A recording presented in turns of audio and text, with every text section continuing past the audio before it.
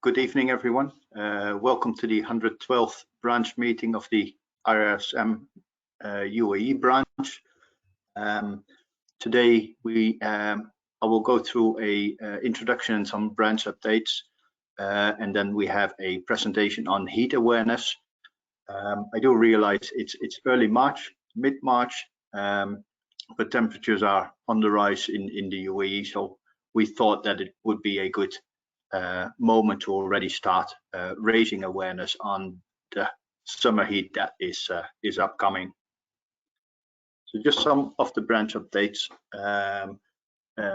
As in previous months, we see a continuous grow in our followers. At the moment, nearing the 1,600 followers. I think I would like to express my congratulations as well to the Indian branch, who recently mentioned that they see a massive increase in their followers as well, and are currently above 1,000 followers. So I think that's, for the region, it's good to see that we have so many committed members that follow our LinkedIn page. So good news on that side. Risk Excellence Awards. As we have mentioned previously, the 2023 entries are closed. Next week, the finalist will be announced, and that will be shared with you through social media channels as well. So keep an eye on that. Branch updates and training courses. We see that there are multiple options for personal and professional development available on the RSM training website. So developing an effective well-being strategy, March 21, embedding staff well-being, March 22, and going into the end of March with intro to ISO 45003. I think a very important topic these days.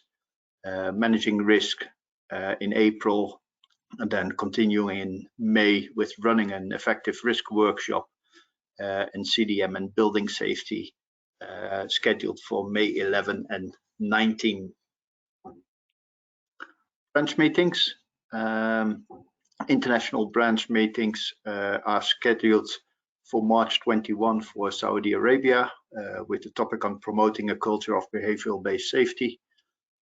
India will have their branch meeting on March 24, health and safety transformational culture change. Qatar branch meeting is the end of March on the 28th with effective teamwork. And then we have the Oman, India, Egypt branch meetings in the first 2 weeks of April, and our branch meeting is on the April 12th, the second Wednesday of April. Some of the UK Europe branch meetings. The Europe branch meeting is on March 22nd, and there is a Yorkshire branch meeting on April 12th. So if you have any interest in any of these branch meetings, register yourself. You will get an invite with a link to the webinar. Previous webinars are available online on the RSM website and on YouTube. So if you miss out any of the mentioned webinars, you can always have a look on YouTube to view the recording. Membership benefits. As I said, we have a lot of members, and interested people following our WhatsApp group. For those who are not member yet, be informed that there is still a 20% discount on the annual membership using the UAE25 code. One other important topic, and that's for the upcoming months. We will go into the elections, in the branch committee elections. Next month in April, on the 12th, we will have an additional session on the different roles of the branch committee and open up the nominations for the branch committee on Thursday, April 13. with the following timeline after that. That nominations, you can nominate yourself for a week. We close nominations on April 20. We expect everyone who nominates himself, herself, to submit a supporting statement. Deadline for that will be on April 24, and then the voting for the branch committee will start on April 27 till May 4. And then the announcements of the elections will be shared with everyone on the May 10 branch meeting, and we'll use that branch meeting as well for our annual general meeting, our AGM.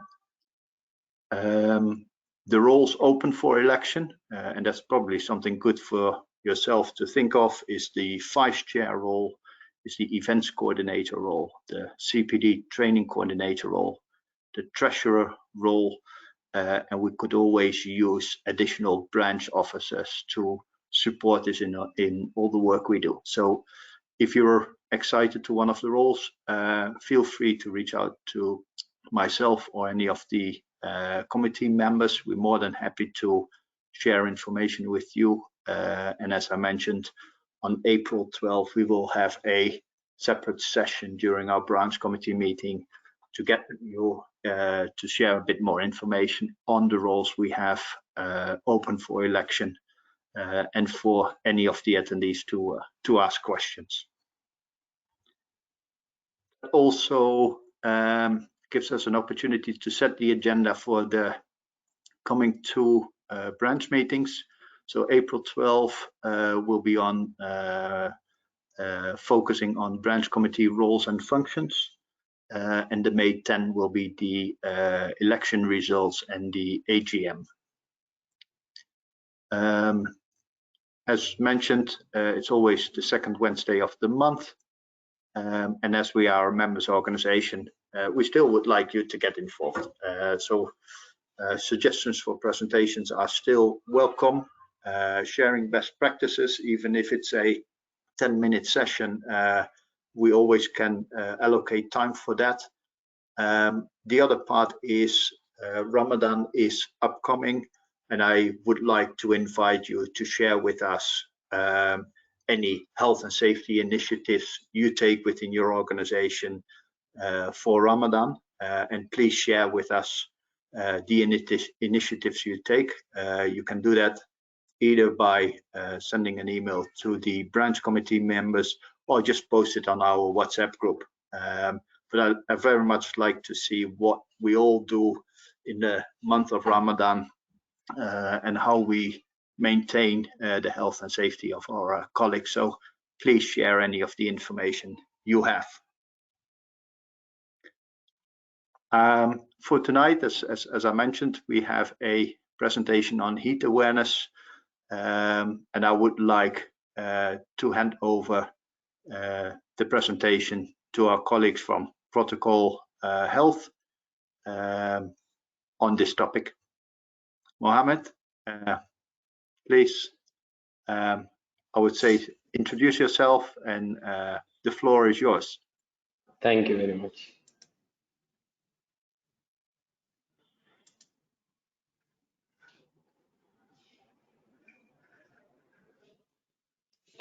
Very good evening. Thank you, Mr. Branco and IARSM for giving us the opportunity to join you all for the discussion on heat illness awareness. My name is Mohammed Asim, and I am the COO for Protocol Health. We are actually a supplier for health and safety supplies and consumables in the Middle East. Actually, we try to do things little differently. So we involve with various organizations and authorities like IARSM to raise awareness and to make sure that our products or our services are utilized properly. As we approach the summer, heat illness becomes a very significant concern for many workers, especially those who are outdoor and who are in physically demanding jobs. Heat illness can cause serious health problems, including heat exhaustion, heat stroke, and even death. It is therefore essential for the employees and workers to take protective measures to prevent heat illness and ensure that our workplaces are safe and prepared for the summer. In this presentation, we will be discussing effects of summer on our body, the most common heat illnesses, solutions and best practices which can help us make sure or ensure our work environment is prepared for summer. I hope that this discussion will help raise awareness about heat illness and we will be able to take action to protect ourselves and our colleagues. Thank you everyone again for being here. Before I dive into the presentation, I would like to share two personal experience, which can highlight the importance of being aware of the risk of working in hot environment and ensuring that our colleagues have a proper work environment to beat the heat. The first experience was actually when I had visited a site uh, for heat illness awareness campaigns. Actually, we at Protectol, we conduct heat illness awareness campaign at work site directly involving with the labor force. So I got an opportunity there, means it was not an opportunity. I don't want to use that word. When I went for the session, I had an experience when I met a person who had suffered from heat illness, heat exhaustion when he was working at height. And it was a heart-wrenching experience as I saw that person who fell from a height due to heat exhaustion, and he was only saved because he was using proper fall protection accessories.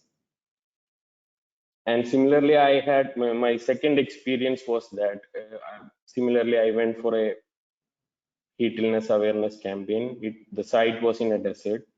Due to some technical issues, I had to walk through the desert for just 10 to 15 minutes. It was scorching summer, around 40 degrees Celsius, above 50% humidity. I just walked for 10-15 minutes. I got dehydrated, got very thirsty. I found a cooler for the workers. And when I drank the water from the cooler, it had a chemical smell. Plus, it was not cold, it was hot water coming out of the cooler. So these all actually brings us to the presentation or the discussion for today. It is very much important for us to understand what is heat illness. These experiences demonstrate the need to have and take proactive measures to prevent heat illness and ensure that our colleagues have a safe working environment. Without further ado, I would like to get into the presentation. So here we are actually discussing three topics, that is what is happening in our body during summer, and the second thing which we'll be discussing is the most common heat illnesses, and the third part we'll be discussing the best or the mostly discussed best practices which are simple, which can be practiced to keep our health and work environment safe. Actually, what happens in summer is that a normal human being sweats from around 200 ml to 2 liter a day. But a worker who is working outside in 40 degrees Celsius and 60% of humidity can lose the same amount, that is 2 liter in 1 hour. When a person sweats that much, he is losing around 3.5 grams of the vital electrolytes or salt present in our body. If we go through the electrolytes which are lost, that is sodium, potassium, chloride, magnesium, phosphate, which is lost in this 3.5 gram of salt, which is lost during sweating, we can see that sodium means these all electrolytes have very important roles or functions in the body. For example, sodium keeps insulin in check, helps muscle and nerve function. If you take potassium, it regulates your heart and blood pressure, calcium is very much means it is very important for muscle contraction, cell signaling, etc. These are vital functions of our body. When the person sweats more than what is expected, because means like we sweat not the body sweats to keep its temperature at normal. So at 40 degrees Celsius, our body need to remain in the normal temperature, which is 35 degrees Celsius. So it sweats to keep our body cold. In this process, we are losing water and electrolytes from our body. So when these electrolytes get lost, the scenario which happens is called electrolyte imbalance. So electrolyte imbalance can happen in two ways. One is electrolyte level going up and one is electrolyte level going down. Normally in summer, what happens is electrolyte level in the body goes down. It leads to hyponatremia, which is loss of the sodium in the body. It can lead to blood pressure, lethargy, confusion. The person becomes fatigued. Fatigue is very fast, and hypokalemia, that is low level of potassium, hypochloremia, that is low level of chloride. To sum up, actually, electrolyte imbalance has these effects in our body. That is, the person get confused. He can have irregular heartbeat, fatigue, lethargy, vomiting, nausea, muscle cramping, headache, numbness, and it will start with these minor symptoms like confusion. The person will be lethargic, he will not feel well to work, and the symptoms get elevated. It goes to headache, numbness, tingling, and after that the person can even fall down due to heat syncope or heat stress, which we'll be discussing in the heat illness part. So here we come to the risk of electrolyte imbalance, which is basically what is happening during summer. The risk of electrolyte imbalance. One effect of electrolyte imbalance is heat cramp. So like I told, means if a person is working in a desert, in a remote area, he is working alone, his hand or leg get cramped, he is unable to move. There are situations in Middle East where there is no network availability in the remote sites and all. A simple heat cramp can be a risk because he is unable to reach his supervisor. So we have to, and heat exhaustion, the diseases like heat exhaustion, the person actually falls down, he faints. Heat stroke is a very severe heat illness, which is actually very life threatening, which we are going to discuss in the heat illness section. So these are the risks of heat illnesses. If it happens at the wrong place at the wrong time, a simple electrolyte imbalance or a heat illness can lead to an incident or maybe even death. So basically, in this section, I just wanted to understand, means like my intention was that we understand what is actually happening in our body during summer. How is summer different from winter? We sweat a lot, we lose water, and with water we are losing electrolytes. Electrolytes are very important for our body, and this electrolyte loss can lead to malfunction of the functions provided by the electrolytes. Now I'm going to heat illness and their first aid. So in this section, we are discussing 6 very common heat illnesses. The first three, sunburn, heat rash, and heat cramp, are comparatively very minor heat illness, but they have effects which can lead to the later 3 heat illnesses. That is heat syncope, heat exhaustion, and heat stroke. Here we are just in the last 3. I have wrote 3 different heat illnesses. Here we are going to look into detail so that we can understand and distinguish between these 3 heat illnesses. For instance, heat syncope is a heat illness which is basically due to acclimatization. The person who is from one part of the world which is cold coming to UAE and working, he need to get acclimatized. So, for example, if he's coming from a country like India or Nepal, where they in the northern region the temperature is very cold, he comes to UAE and the first 10 minutes he's working outside, the person tends to faint. If he faints, if we give him water, electrolytes, and some time to rest, in 20 minutes he can recover. This also the person faints. But in heat stroke, also the person faints, and there is a fine line in which we have to understand and distinguish between heat syncope and heat stroke. Heat syncope basically require normal first aid which can be given from the work site. In heat stroke, it is a very reverse scenario in which if medical attention doesn't arrive in 30 to 45 minutes, the person's life cannot be saved. So let's discuss each and every each six heat illness in detail. One is sunburn. Sunburn actually basically happens when the UV rays touch the sensitive skin types. The skin burns like it is exposed to naked flame or very hot substance. So the thing which we can do to avoid sunburn is to cover our body with cloth, or the best practice will be to apply sunscreen during the peak time, that is from 12 to 3:30, when the sun is at the top, so that we can avoid the during summer. Actually in Middle East and all, we have midday break. That time we don't normally work outside. During some emergency works and emergency works, we tend to work outside. If at all we are working in direct exposure to sun, we have to use sunscreen at least 30 minutes prior, and we have to make sunscreen available for the workers who is working outside. And normally they use scarf and all to protect them from sunburn.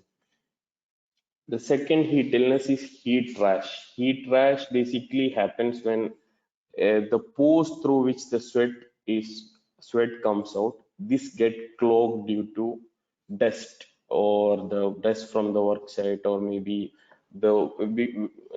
basically because the body is not clean. As the workers are very much exposed to dust from in the sites and all construction sites, or whether it be factory or industries, they are exposed to dust and uh, materials there. This can clog the pores, and this will lead to pimples, and it can get very dangerous in situations like that. We have to take medical attention. So here in heat rash, actually it's neglected by the workers who are working outside. So there is one connection between heat rash and the later three serious heat illnesses which we are going to discuss. Once heat rash is there, or the pores, the sweat glands get clogged, the person will not be able to sweat normally. So if the person is unable to sweat normally, what happens? The body temperature rises. The body temperature rises and it can lead to heat stroke. So normally we neglect heat rash, and heat rash, a person with heat rash can get heat stress or heat stroke much faster than a person whose body is not having heat rash. So heat rash need to be cured at the earliest, and it should be prevented. The best solution or the prevention to heat rash is to keep the body clean, that is shower before and after work, and we will be able to cure heat, means prevent heat rash. If at all heat rash get worse, uh, worse, we have to use medical attention and use creams which are there for heat rash. And the third heat illness which we are discussing is heat cramp. Heat cramp, basically the cause of heat cramp is loss of calcium from the body, and it will mess up with the function of muscle contraction, and there is huge pain, and the person can become immobile. The symptom slowly starts. And heat cramp also, heat cramp is basically, means heat cramp can occur means if we are doing a physically demanding job, even if it's not summer, we get cramps in our muscle. But during summer, we need to be very peculiar about heat cramp, because it is the first few symptom which is which comes before heat stress and heat stroke. So during summer, heat cramp need to be taken very seriously. If the worker has a small cramp, we must advise them to relax for some time, uh, rehydrate himself, use water, electrolyte drink, and rehydrate himself and rest for some time. After the cramp is gets okay, then only he should return to work. Now we are going to the last three heat illnesses, that is heat syncope, heat stress or heat exhaustion, and the third one is heat stroke. Heat syncope, as I discussed, it is basically due to acclimatization. New staff member coming from a cool country. He was working inside before, and he's now starting to work outside. And standing in one place directly under the summer, not moving, this all can lead to heat syncope. And this basically what happens is the person falls down, his BP falls, and he feels very weak and tired. He's a bit conscious, but he falls down and he's pretty much to say he's very weak and tired. The prevention is basically prevention for all heat illness is same. Keep our body clean, hydrate ourselves, which we'll be discussing in the solution in the later session when we are discussing the best practices or the solution to heat illnesses. Now we are taking the instance when if heat syncope occurs to a person falls down in the site. So what is the treatment or first aid which can be given? First, we need to identify that it is heat syncope. It's not heat stress or heat stroke. That we will be able to understand if we touch the body, if the temperature is not high, if the person is conscious, like if we tap and ask his name, he's able to say his name, and he's basically tired. There is no symptoms like vomiting or vomiting and all are symptoms of heat stress or heat exhaustion, which we'll be discussing. There is no serious symptom. The person is very weak. He had fallen down or he's going to fall down. No other symptoms. Basically, he is tired. If that is the case, the treatment which need to be given or the first aid which need to be given is give him rest, move him to a shaded area, uh, give water for quick recovery, water and electrolytes. Do not give water when he is lying down. We have to make him sit, make him more hair sit, and provide him with water and electrolyte drink.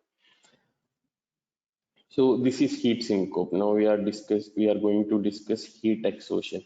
Heat exhaustion has different symptoms from heat syncope. Heat exhaustion or heat stress. We use two different terms to identify the same heat illness, that is heat exhaustion and heat stress. Here the symptoms are a bit worse. There is severe fatigue, which is common as heat syncope. There is weakness, but there is these symptoms which we will be able to identify, by which we will be able to identify whether it's heat stress or heat syncope. One is nausea. The person will be vomiting or he feels like vomiting. Other is there is severe headache, and the third one, and which is the most important one, is that is heavy sweating. So here what is happening is the body normally has enough fluid and it sweats, and we drink water and it sweats again. Here what happens, the body doesn't have sufficient fluid in the body, and slowly the temperature of the body has started increasing. Now it's in a panic situation and it releases all of water and electrolytes, or means like the maximum possible water at a very higher rate to bring the body temperature down. That is why he has severe fatigue and the person has headache and he become nausea and heavy sweating. Heavy sweating is the main symptom or the important symptom which we can associate to heat exhaustion. In heat syncope, the person will be sweating normally and his body temperature will be pretty much normal. Here the body temperature will be slightly elevated and he will be sweating heavily.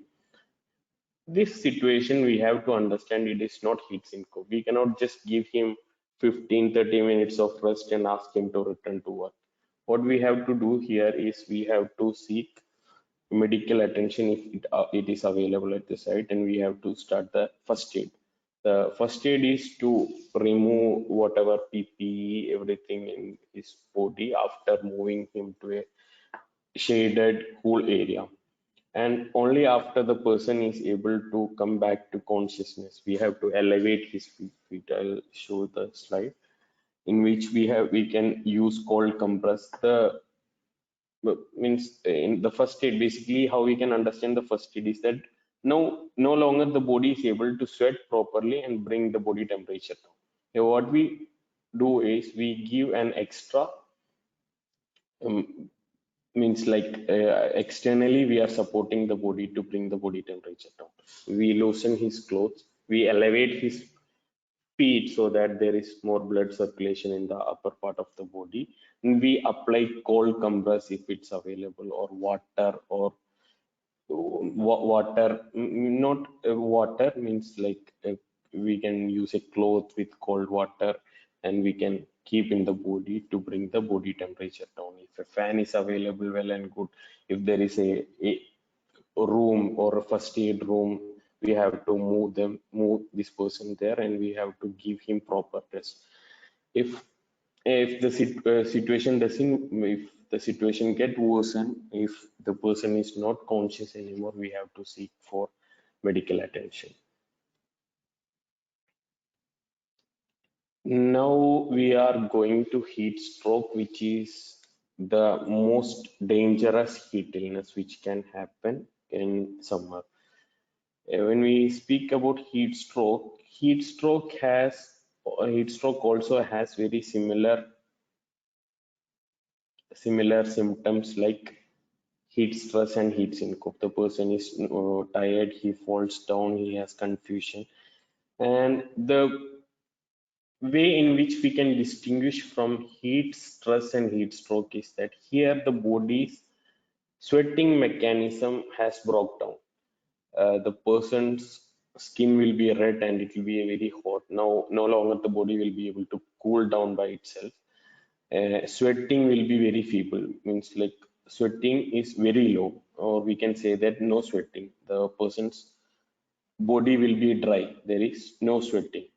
And there is profound disturbance, like if it's heat stress or heat syncope, if we tap on the face and ask his name or his job, or he will be able to respond. In heat stroke, the person falls down, his body is very hot, his skin is very dry, and his skin color also start to change. It become reddish and it become very pale. Here we can understand the basic thing to do is to distinguish between three heat illnesses. In heat syncope, the sweating is normal. In heat stress, heavy sweating. Heat stroke, the body's mechanism has sweating mechanism or the cooling mechanism has stopped. It is a very serious situation here, as you see on the slide. 70% of heat stroke results in death, and out of the 30% who survive, there is a permanent impairment. Like maybe his one side get paralyzed. These are the things which can happen if the person survives heat stroke. So heat stroke is a very dangerous situation. Normally this happens in a it starts with minor symptoms, and if we don't hydrate ourselves, what happens, it can lead to heat stroke. Now, heat stroke, as I discussed earlier, heat stroke, we have very less time. If we have to identify or distinguish between heat stress and heat stroke, that is the first thing to do. And if it is heat stroke, the first thing to do is to call for medical attention. That is, we have to call the emergency number. If the site has an emergency team, the emergency team, they need to be notified first. We have to start first aid after calling for once we have identified the person is suffering from heat stroke. First is to call for first aid or professional medical attention. After that, we can do the same first aid which we did for heat stress. That is, we are going to help the person to bring his body temperature down, moving the victim to cool and shaded area, removing his PPE, cool the body of the victim properly by using cold compress or any cold cloth. And if we are using cold cloth or cold compress, the best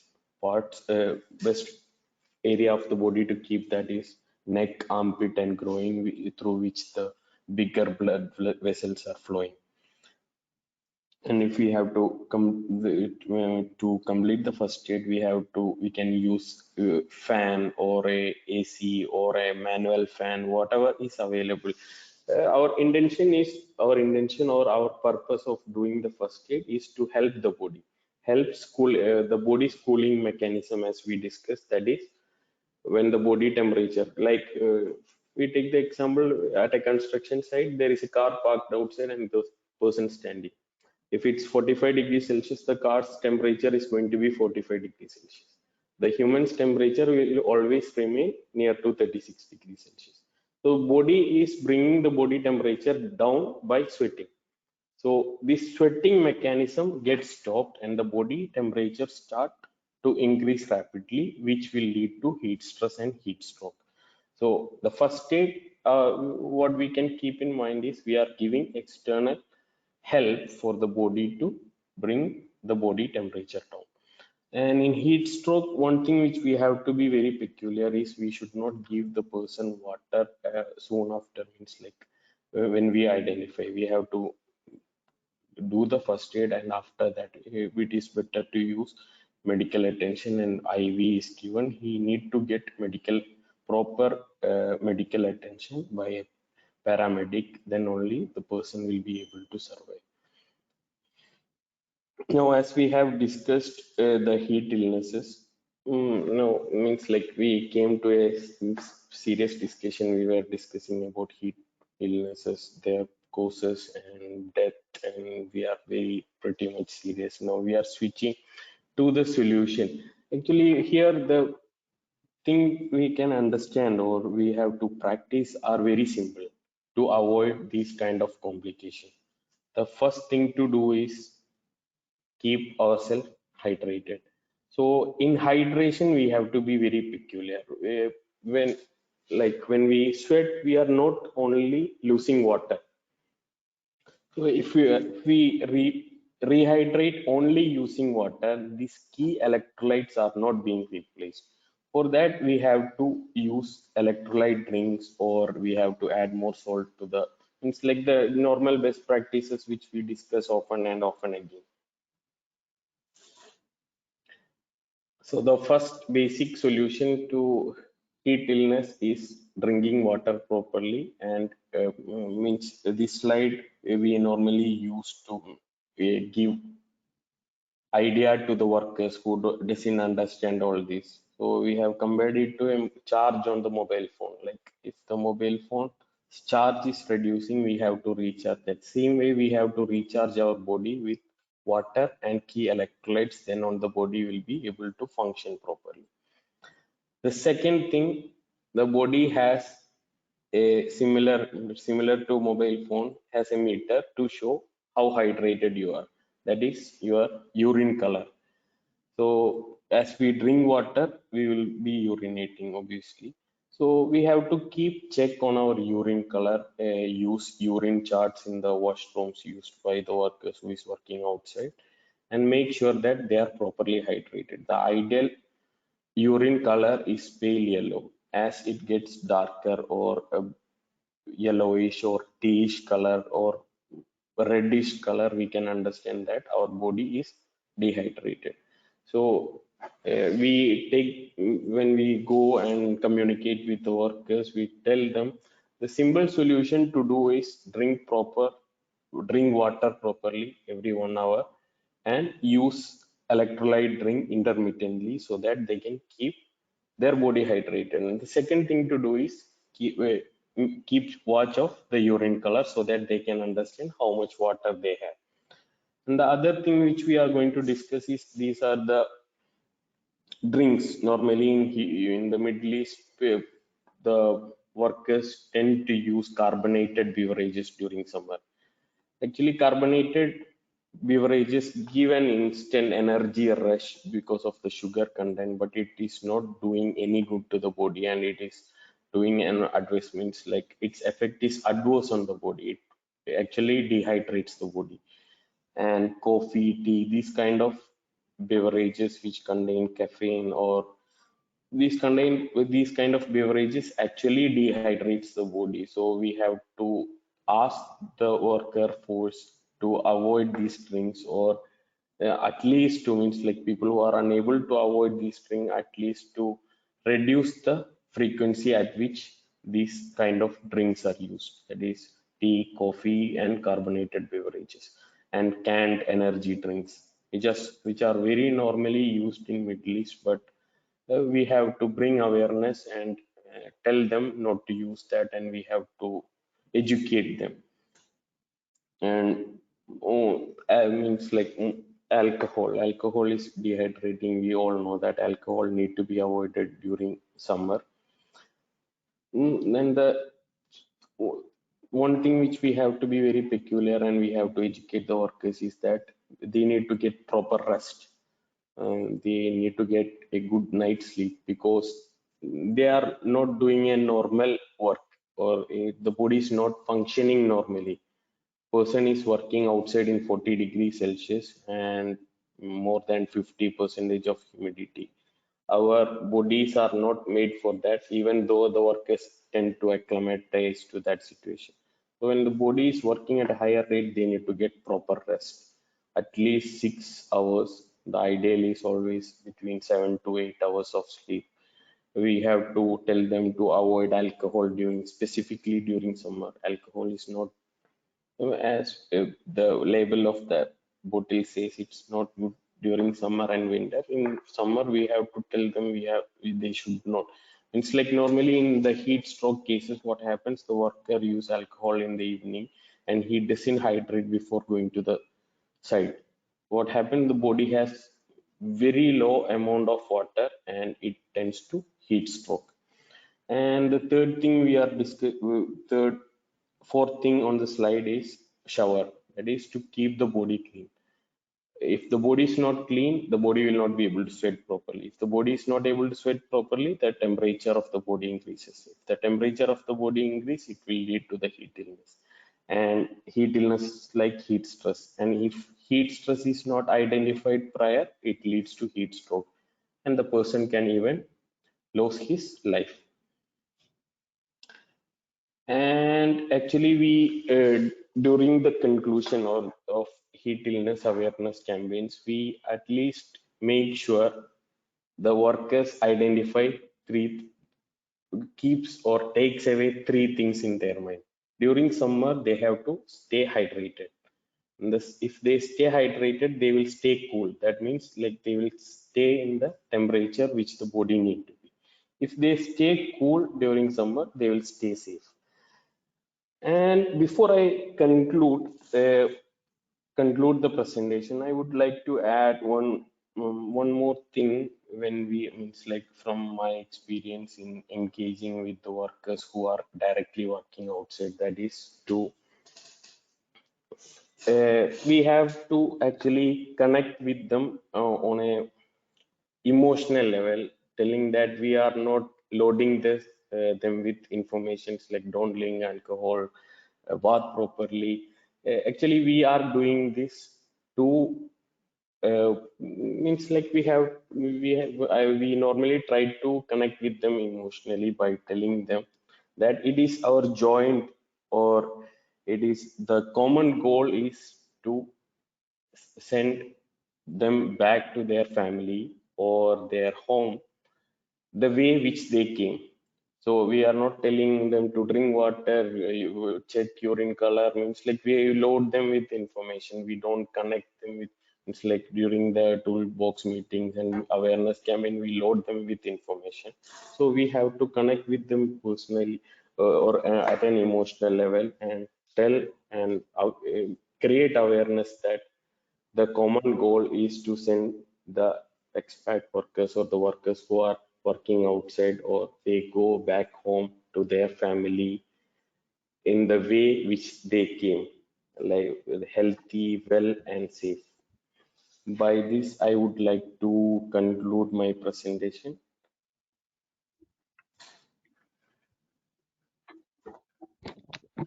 Thank you very much, Mohammed. I think this was a perfect presentation. I think a very important topic, not only with the for the months that we have the midday breaks and when the temperatures are really high. I think this is something, especially in the Middle East, that is applicable throughout the year. So it definitely addresses an important topic, and I think for us important enough to pull it forward and not wait until May, June to raise awareness. So thank you very much for that. Are there any questions of members? Julie, have we received any questions so far? We've only had one question about the presentation, asking if we can share your presentation with them. Okay, I have the perfect answer for that. We are more than happy to share our presentation with everyone. I'll be able to share it with Julie, and ma'am, you can share it with. Thank you. So, with that, I would like to add one more thing.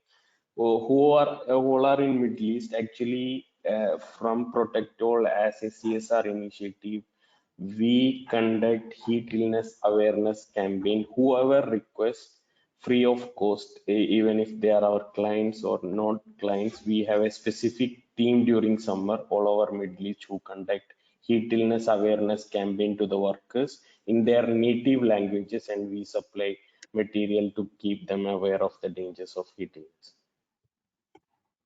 Thank you. I think that's definitely one of the topics I think is important to reach out to the employees in their own language. I think that's a makes the message even more stronger. So yeah. So no more questions as yet. So if anybody does have a question, now's the time to ask them in the questions box. Just to say, if anybody would like a copy of the presentation, just email branches@iirsm.org and I will send a copy over to you. So over to you, Branko. Thank you. Well, if there are no further questions, then thank you, Mohammed, once again for your presentation. Very valuable. I think very good to get the information. Thank you for everyone who attended the session, and I wish you a pleasant evening. Thank you very much. Pleasure. Thank you very much, sir. Thank you, Branko. Thank you to you and the UAE committee for giving up your valuable time, and especially thank you to Mohammed. Excellent presentation. I can't even imagine the kinds of temperatures you have to work in. We have nothing like that in the UK. I think 30 is the maximum, but thank you so much for giving up your valuable time. And I'd like to thank everyone for attending, wish everyone a good evening. The presentation will be uploaded onto the YouTube channel this time tomorrow. And I will send out the presentation next week to anybody that emails me on branches@iirsm.org. Good evening, everyone. Thank you. Good evening. Thank you.